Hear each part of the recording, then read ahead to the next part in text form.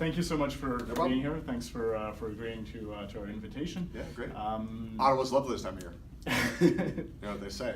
It's lovely all time of year. Yes, it's like basically either the Mediterranean or here. You know. Absolutely. Hard to imagine where it'd be better to be in December. it's a hard fight. I get it. Yeah. Okay. Difficult choice. Yes. So I'd like to know what is the perception of Canada in Washington right now? I think the perception of Canada is pretty positive. It seems like, the thing about our president is that, our new president, is that so much of the way he's moved through the world has depended on personal relations, right? So he's blown up a lot of established protocols and norms and has taken a lot of the usual customs and arrangements of how a president normally behaves and thrown them up in the air and disregarded them, for better or worse, depending on your point of view. So the questions of what his views are about established U.S. allies, about alliances, about treaties, all those things are kind of up for grabs. And instead, what has transpired over the course of the first 10 months of his administration has been international relations based largely on personal relations, right? Many people criticize President Obama for being aloof, for not being personal enough, for not exercising personal diplomacy as much as they would have liked to have him done. President Trump is like the opposite extreme of that. So it's a concept like NATO is more or less meaningless to the president. But the individual actors, if he connects with them at a summit or in a personal visit, matters a lot. And I think one of the questions going into this relationship was how the president would feel about Trudeau. Would that be a positive relationship, or would that be a scratchy one? And I did an event with some Canadian business people just about a year ago, right after Trump had gotten elected but had not yet taken office. And there was a great deal of concern, there may still be, about the president's temperament, about his policy agenda, about what he was going to do. And there was also the question of how would how would that personal relationship play out? For whatever reason, Trump seems to like Trudeau. And has not to say that he's not a likable guy, but you never know with Trump. I mean, there are plenty of likable world leaders that Trump doesn't seem to get along with very well. I don't have anything against Angela Merkel, for instance, and President Trump doesn't seem to like her at all. So to the extent that there is much of a relationship, it seems to be positive, but that's very superficial. And I don't mean to suggest that there's some deeper negative attitude towards Canada on the part of the president. I just mean, what does it mean when the president speaks positively about someone? Does that mean anything in terms of actual policy follow-through? Does it mean anything for the actual agenda? It's totally unclear. The president has a lot of things he's really focused on right now, and I will say that with all due respect to our neighbors to the north, who I love, by the way, I'm just a big fan of the Canadians, I will say the president, I would say on his list of priorities, from passing a tax cut to dealing with North Korea, very much at the top of the list, trying to fend off the inquiries of the special prosecutor and keep himself in office, all the chaos that swirls around him, some of it self-inflicted and some of it inflicted by Democrats and others. I would say that Canada's not very high on his list. He doesn't give a lot of thought to the matter right now. So I think in general, people have a positive attitude in the Trump administration towards Canada. I think they key off of the president's seeming personal warmth with Trudeau. And yet I'm not sure that Trump in the last 90 days, that Canada has entered his brain for more than about 6 seconds at a time on more than 2 or 3 occasions, if I were being candid. All right, so then that raises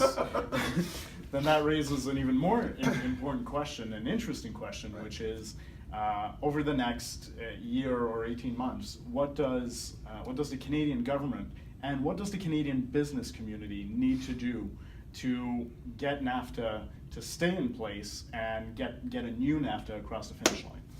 It seems like look. I mean, the president's attitude towards these trade agreements has been like a lot of things with Trump, has been sort of inconstant, right? He's made a lot of promises to his political base, which matters a lot to him. The things that matter most to Trump, still to this day, 10 months after, 11 months after being elected. Now I guess he almost had more than a year since he was actually elected, less time since he took office. He's constantly going back to the touchstones of what happened in the campaign, which he sees as like a world historical event, that he somehow overcame all the doubts and overcame all the odds and became president of the United States. And so the people who put him in office are the beloved in his mind, right? So he thinks about things that he said on the campaign about trade, whether that's related to NAFTA, whether that's related to TPP, whether that's related to China specifically. And he feels as though that when people talk about him not running a substantive campaign, he points to his trade agenda and says, you know, I told everybody that we were going to get better deals around the world and that we were going to get out of these terrible trade agreements. And so I think it's very tough for multilateralists, for countries that rely on multilateral treaties, that rely on trade, on stable flows of goods and services, on stable financial arrangements around the world. It's hard for them to rely on Trump because so much of his instinct is to at least look like he's changing things in order to make good on the promises that he made to his base. At the same time, we haven't actually seen a lot of fundamental change in a lot of the trade orientation of the United States and North America towards a lot of the world. We're never going to be in TPP, at least not the TPP that anybody thought we were going to be in TPP, what TPP was going to look like a year ago. But he does seem to respond to pressure. So, you know, when he has someone like Trudeau who calls him on the phone, or he has business people who call him on the phone and say, we need to have, if not this treaty, if not this under this name, if not under this banner, we need to have reliability, we need to have stability, we need to have something that still approximates the look of what the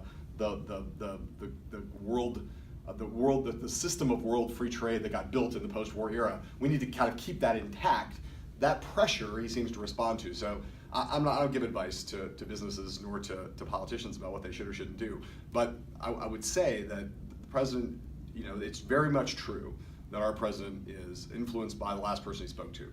And so personal diplomacy, phone calls, active intervention. He does respect business people. He does respect people who are job creators. He respects people who are out there in the world being part of the economy. So to the extent that people in Canada who are in a position to influence the president, who are in a position to get him on the phone, or in a position to get the Commerce Secretary on the phone, or in a position to get the Treasury Secretary on the phone, to the extent that those people can weigh in personally and make clear the importance of the issues that they want to pursue, and make clear also that there would be huge deleterious consequences if things were badly disrupted in terms of the whole of North America relates to the rest of the world and on the trade front. I think that in some ways is the most important thing, because in truth really Trump responds, seems to me, to the personal touch and constantly being prodded. Not, if you let him alone for long enough, you never know who he'll be talking to next. But if you keep talking to him, there's a chance you can keep him on your side of the fence. Hey, that's great. Thank you so much for taking the time to answer your questions. Happy to do it, and happy to be on it.